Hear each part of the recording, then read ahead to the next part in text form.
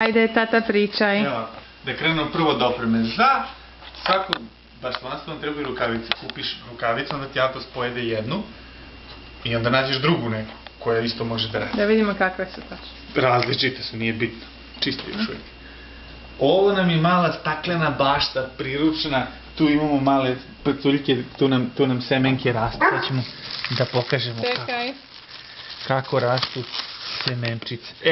Divi, evo viš ovdje. Ne možemo da vidimo, mogu si nam svjetlo staviti. Proklijalo, vidi, vidiš ove zrnce. To je sve evo vidi ovdje crvić ovi. To je proklijalo. A ovdje prikaži ove biljčice. Jel se vide? Vide se malo. To je tek krenula da raste i to nana. Od svega što sam sadio nana krenula da džiklja. A ovo smo napravili mali eksperiment sa travom. Dve vrste sađenja. Sa đubrivom preko zemlje i sa đubrivom u zemlju zajedno sa semenom. Pa izgleda da je malo spržilo seme, nije se primilo. Ali ovo jeste. I vi kako ižete. To kad sam zasadio? Pre nedjelju dana. Nije, pre 2 nedjelje. U ponedjeljak će biti 2 nedjelje, danas je petak. Znači, pre 11 dana. Ajde. Možda nam ugasiš to svjetlo, malo nas ovdje zeza. Tako. Ajde. Produkcija. I ovo nam je seme koje smo koristili, koje još treba da dosejem ovdje da nije krenulo. I ovo mi nešto nije gusto, jer ga ne znam šta je.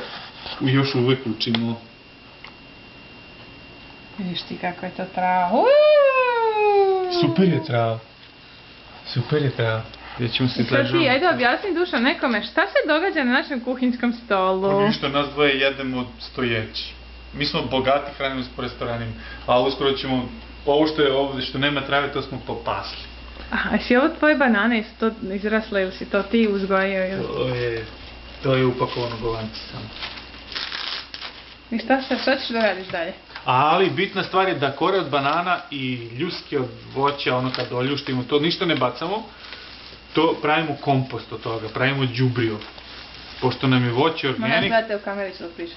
Pošto nam je voće organik, onda će nam i đubrivo biti organik kad budemo kupili paradajz. A našli smo, pokaži na internetu, gdje piše da imamo jugoslovensku varijantu, evo ga, Crnković Jugoslavijan. Našli smo paradajz, u Oregonu se uzgaja jugoslovenski paradajz, pa ćemo to da uzmemo, nema smrde, da zasadimo, pa pođubrimo organik đubrencetom, pa kad krenemo idemo paradajz. A u paradajz pun cinka. Ajmo, smrdo!